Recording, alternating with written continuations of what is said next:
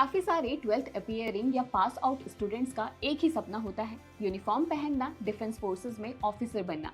और सबका पहला टारगेट होता है एनडीए। पर सच बताऊं, एनडीए क्रैक करना इतना आसान नहीं है। हर साल करीब 6 लाख स्टूडेंट्स एनडीए के हर अटेम्प्ट में अपियर होते हैं, लेकिन सिलेक्शन रेशियो सिर्फ 0.09% से 0.1%। और हर स्टूडेंट्स का सबसे बड़ा डर, अगर एनडीए मिस हो गया तो क्या, एक साल वेस्ट।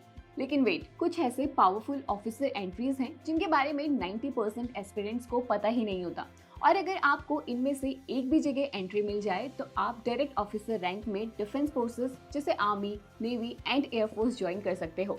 तो आज के वीडियो में हम बात करेंगे एनडीए के टॉप अल्टरनेटिव्स एग्जाम्स पर, जिसमें 12th पास कैंडिडेट्स अपेयर हो सकते हैं। तो वीडियो एंड तक जरूर देखना, क्योंकि एंड में हम आपको बताएंगे कुछ बोनस ऑप्शंस भी, जो आपके डिफेंस करियर का रियल गेम चेंजर बन सकता है और जहां सिलेक्शन के चांसेस भी ज्यादा हैं। तो चलिए शुरू करते हैं। सोचो, अगर आप 12th पास हो, पीसीएम में अच्छे मार्क्स, जेईई मेन अटेम्प्ट भी किया है, तो आप बिना किसी रिटन डिफेंस एग्जाम दिए डायरेक्ट एसएसबी शॉर्टलिस्ट हो जाते हो। Amazing, right? ये पॉसिबल होता है टीईएस यानी टेक्निकल एंट्री स्कीम से, जिसके थ्रू आप इंडियन आर्मी ज्वाइन कर सकते हैं। ये काफी अंडररेटेड ऑप्शन है। एलिजिबिलिटी सिंपल है, 12th PCM, 60%, JEE main score और बस। ये कॉम्बिनेशन आपको आर्मी में डायरेक्ट ऑफिसर बनने का गोल्डन टिकट देता है। एसएसबी के बाद नेक्स्ट होता है ट्रेनिंग पाथवे, जो कि नेक्स्ट लेवल है। लेकिन अगर आपका दिल आर्मी से ज्यादा नेवी में है और आप बीटेक भी करना चाहते हो और डायरेक्ट डिफेंस में जाना चाहते हो, तो अगला ऑप्शन आपके लिए ही बना है। अगर आपका dream ships, submarines, high tech naval systems और यूनिफॉर्म लाइफ है, तो आपके लिए बेस्ट ऑप्शन है Indian navy BTech cadet entry scheme. इसके लिए एलिजिबिलिटी है 12th पीसीएम विद मिनिमम 70% और जेईई मेन रैंक। यहाँ भी आपको रिटन एग्जाम देने की जरूरत नहीं होती। शॉर्टलिस्टिंग डायरेक्टली होती है जेईई मेन के बेसिस पर, फिर एसएसबी, मेडिकल और 4 year BTech training in INA Ezhimala. सोचो, आप एक साथ इंजीनियरिंग कर रहे हो और नेवी ऑफिसर भी बन रहे हो।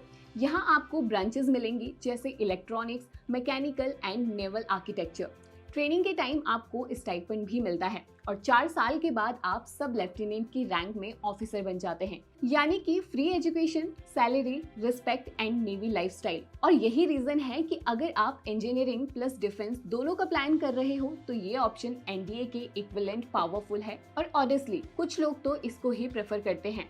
अब बात करते हैं उस एंट्री की जिसका नाम सुनते ही आधे से ज्यादा लोग ये वीडियो स्किप कर देंगे, लेकिन जो एंड तक देखेगा उसे यहाँ एक ऐसी अपॉर्चुनिटी मिल सकती है जिसके बारे में शायद उसने कभी सोचा भी नहीं होगा।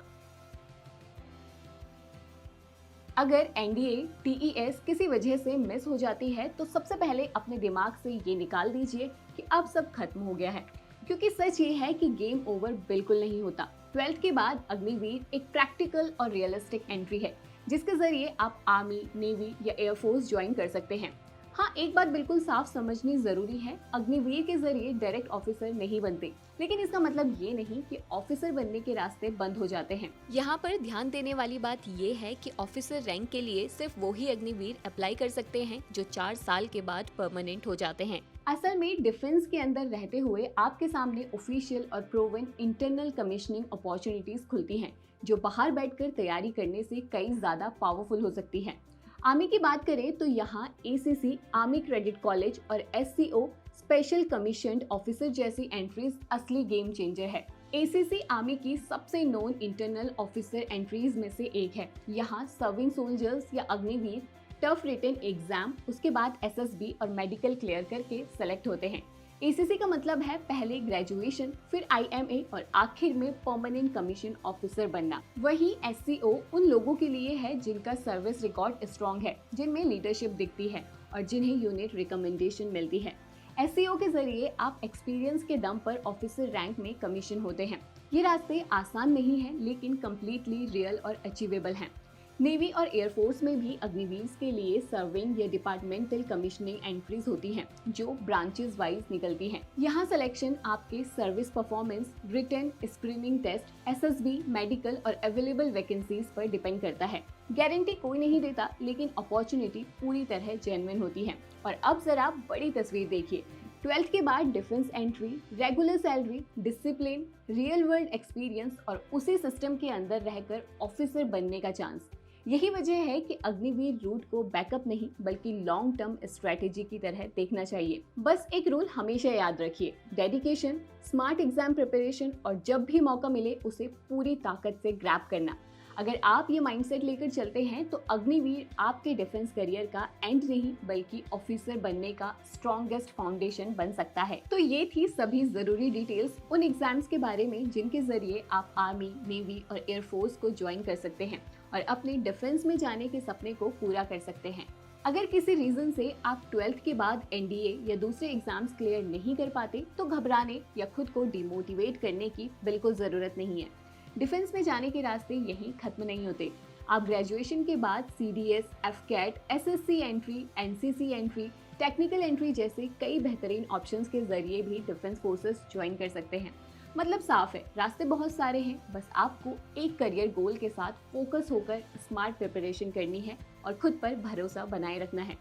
खैर, कमेंट में बताएं आप कौन से डिफेंस फोर्स ज्वाइन करना चाहते हैं और हाँ, वीडियो पसंद आया हो तो इसको लाइक एंड शेयर जरूर करें। इसके साथ ही हमारी वेबसाइट सर्वज्ञान.com पर भी रेगुलर विजिट करें।